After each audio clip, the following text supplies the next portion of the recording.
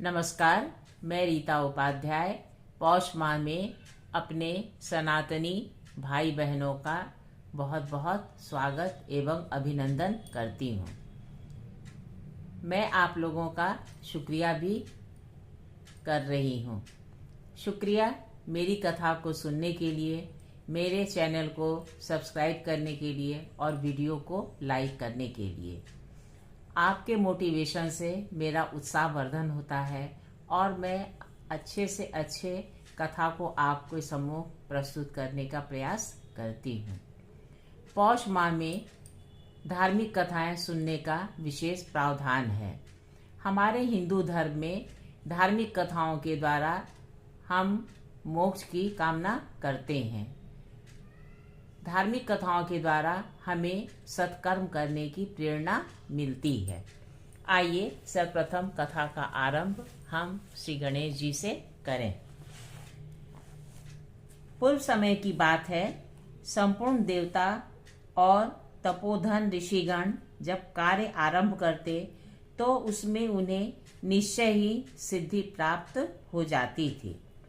कालांतर में ऐसी स्थिति आ गई कि अच्छे मार्ग पर चलने वाले लोग विघ्न का सामना करते हुए किसी प्रकार कार्य में सफलता पाने लगे और निकृष्ट कार्यशील व्यक्ति को कार्य सिद्धि में कोई विघ्न नहीं आता था। तब पितरों सहित संपूर्ण देवताओं के मन में यह चिंता उत्पन्न हुई कि विघ्न तो असत कार्यों में होना चाहिए, सत कार्यों में नहीं। ऐसा क्यों हो रहा है?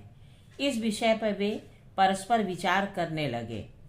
इस प्रकार मंत्रणा करते करते उन देवताओं के मन में भगवान शंकर के पास जाकर इस समस्या को सुलझाने की इच्छा हुई। तब वे कैलाश पर्वत पर पहुँचे और परम गुरु शंकर को प्रणाम कर विनय पूर्वक इस प्रकार प्रार्थना करने लगे। देवाधिदेव महादेव, असुरों के कार्यों में ही विघ्न उपस्थित करना आपके लिए उचित है, हमारे कार्यों में नहीं। देवताओं के इस प्रकार कहने पर भगवान शंकर अत्यंत प्रसन्न हुए और निर्विमेष दृष्टि से भगवती उमा को देखने लगे। देवता भी वहीं थे। पार्वती की ओर देखते हुए वे मन ही मन सोचने लगे, अरे इस आकाश का कोई स्वरूप क्यों नहीं दिखता? पृथ्वी, जल, तेज और वायु की मूर्ति तो चक्षु गोचर होती है, परंतु आकाश की मूर्ति क्यों नहीं दिखती? ऐसा सोचकर ज्ञान शक्ति के भंडार परम पुरुष भगवान रुद्र हंस पड़े। अभी हंसी बंद भी नहीं हुई थी कि उनके मुख से एक परम तेजस्वी कुमार प्रकट हो गया। वही गणेश के नाम से प्रसिद्ध हुआ। उसका मुख प्रचंड तेज से चमक रहा था। उस तेज से दिशाएं चमकने लगी। भगवान शिव के सभी गुण उसमें सन्निहित थे।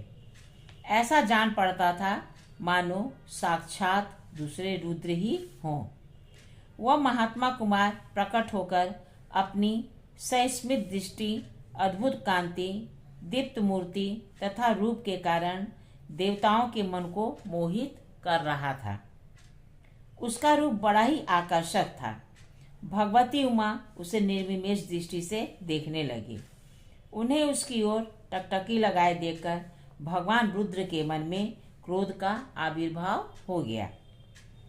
अतः उन परम प्रभु ने उस कुमार को शाप देते हुए कहा, कुमार, तुम्हारा मुख हाथी के मुख जैसा और पेट लंबा होगा।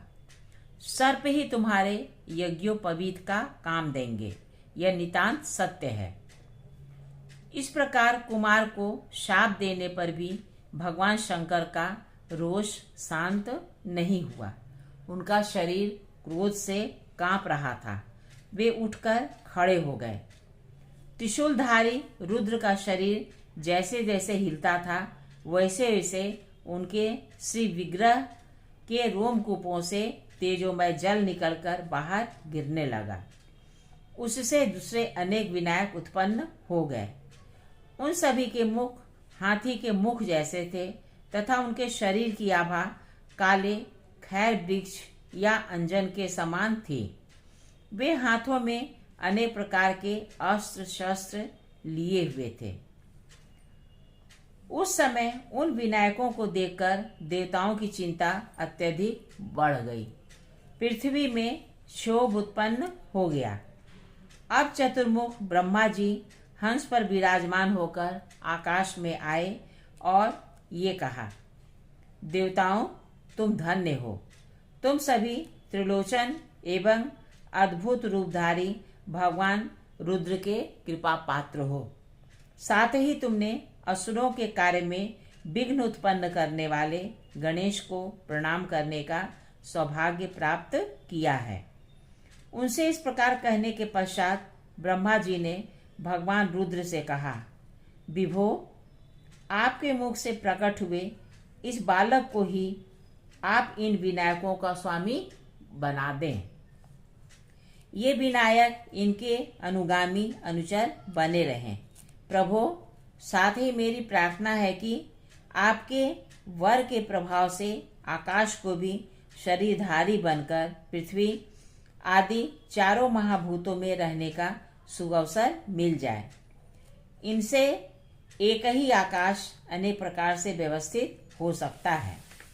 इस प्रकार भगवान रुद्र और ब्रह्मा जी बातें कर ही रहे थे कि विनायक वहां से चले गए। फिर पितामह ने शंभु से कहा, देव, आपके हाथ में अनेक समुचित अस्त्र हैं। अब आप ये अस्त्र तथा वर इस बालक को प्रदान करें, वह मेरी प्रार्थना है। ऐसा कहकर ब्रह्मा जी वहां से चले गए। तब भगवान शंकर ने अपने सुपुत्र गणेश से कहा, पुत्र, विनायक, विघ्नहर, गजास्य और भवपुत्र, इन नामों से तुम प्रसिद्ध होगे। क्रूर दृष्टि वाले वे विनायक बड़े और उग्र स्वभाव के हैं, पर ये सब तुम्हारी सेवा करेंगे। प्रकृष्ट यज्ञ, दान आदि शुभ कर्म के प्रभाव से शक्तिशाली बनकर ये कार्यों में सिद्धि प्रदान करेंगे। तुम देवताओं, यज्ञों और अन्य कार्यों में भी सर्वश्रेष्ठ स्थान प्राप्त होगा। सर्वश्रेष्ठ और सर्वप्रथम पूजा पाने का अधिकार तुम्हारा होगा। यदि ऐसा न हुआ तो तुम्हारे द्वारा उस कार्य की सफलता अवश्य बाधित होगी। जब ये बातें समाप्त हो गईं, तब भगवान शंकर ने देवताओं के साथ विभिन्न तीर्थों के जल से पूर्ण स्वर्ण कलशों के जल द्वारा गणेश का अभिषेक किया। इस प्रकार जल से अभिषिक्त होकर विनायकों के स्वामी भगवान गणेश की शोभा अद्भुत होने लगी। उन्हें अभिषिक्त देखकर सभी देवता भगवान के सामने ही उनकी इस प्रकार स्तुति करने लगे। गजानन, आपको नमस्कार है। गणनायक, आपको प्रणाम है। विनायक, आपको नमस्कार है। चंड विक्रम, आपको अभिवादन है। आप विघ्नों का नाश करने वाले हैं, आपको प्रणाम है। सर्प की करधनी से सुशोभित भगवान, आपको अभिवादन है। आप रुद्र के मुख से उत्पन्न हुए हैं तथा लंबे उदर से सुशोभित हैं, आपको नमस्कार है। हम सभी देवता आपको प्रणाम करते हैं, अतः आप सर्वदा विघ्नों को शांत करें। हमारे यहाँ हिंदू धर्म में कोई भी शुभ कार्य के पहले भगवान गणेश की पूजा की परंपरा है। आइए अब हम दूसरी कथा सुनते हैं। एक बार गरुड़, सुदर्शन चक्र और श्री कृष्ण की रानियों को बहुत अभिमान हो गया था। श्री कृष्ण ने उनका दंभ कैसे दूर किया, आइए इस कथा के माध्यम से हम मालूम करते हैं। एक बार भगवान श्री कृष्ण ने गरुड़ को यक्षराज कुबेर के सरोवर से सौगंधिक कमल लाने का आदेश दिया। गरुड़ को यह अहंकार तो था ही कि मेरे समान बलवान और तीव्रगामी प्राणी इस त्रिलोकी में दूसरा नहीं है। वे अपने पंखों से हवा को चीरते तथा दिशाओं को प्रतिध्वनित करते हुए गंधमादन पर्वत पर पहुंचे और पुष्प इकट्ठा करने लगे। महावीर हनुमान जी का वही आवास था। वे गरुड़ के इस अनाचार को देखकर उनसे बोले, तुम किसके लिए यह फूल ले जा रहे हो और कुबेर की आज्ञा के बिना ही इन पुष्पों का क्यों विध्वंस कर रहे हो? गरुड़ ने उत्तर दिया, हम भगवान श्री कृष्ण के लिए इन पुष्पों को ले जा रहे हैं। भगवान के लिए हमें किसी की अनुमति आवश्यक नहीं दिखती। गरुड़ की इस बात से हनुमान जी कुछ क्रुद्ध हो गए और उन्हें पकड़कर अपनी कांख में दबाकर आकाश मार्ग से द्वारिका की ओर उड़ चले। उनकी भीषण ध्वनि से सारे द्वारकावासी संत्रस्त हो गए। सुदर्शन चक्र हनुमान जी की गति को रोकने के लिए उनके सामने जा पहुंचा। हनुमान जी ने झट उसे दूसरी कांख में दाब लिया। भगवान श्री कृष्ण ने यह सब लीला रची ही थी। उन्होंने अपने पार्श्व में स्थित रानियों से कहा, देखो हनुमान क्रुद्ध होकर आ रहे हैं। यहाँ यदि उन्हें इस समय सीताराम के दर्शन न हुए तो वे द्वारिका को समुद्र में डुबो देंगे। अतएव तुम में से कोई तुरंत ही सीता का रूप बना लो। मैं तो देखो यह राम बना। इतना कहकर वे श्री राम के स्वरूप में परिणत होकर बैठ गए। अब जानकी जी का रूप बनने को हुआ, तब कोई भी न बना सकी। अंत में उन्होंने श्री राधा जी का स्मरण किया।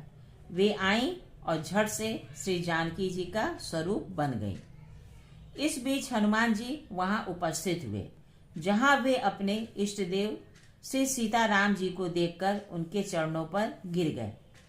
उस समय भी वे गरुड़ और सुदर्शन चक्र को बड़े सावधानी से अपने दोनों बगलों में दबाए हुए थे।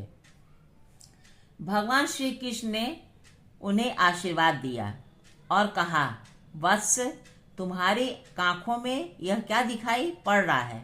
हनुमान जी ने उत्तर दिया, कुछ नहीं सरकार, यह तो एक दुबला सा क्षुद्र पक्षी निर्जन वन स्थान में मेरे श्री राम भजन में बाधा डाल रहा था, इसी कारण मैंने इसे पकड़ लिया।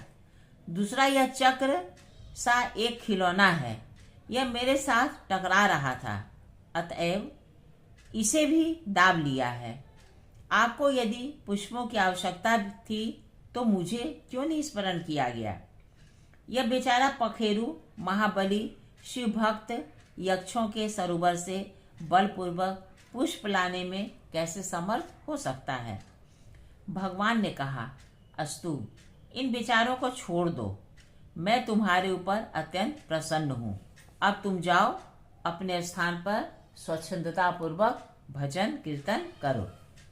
भगवान की आज्ञा पाते ही हनुमान जी ने सुदर्शन चक्र और गरुड़ को छोड़ दिया तथा उन्हें प्रणाम करके जय राम कहते हुए गंधमादन पर्वत की ओर चल दिए। गरुड़ को गति का, सुदर्शन को शक्ति का और पट्ट महिषियों को सौंदर्य का जो बड़ा गर्व था, वे चूर हो गए।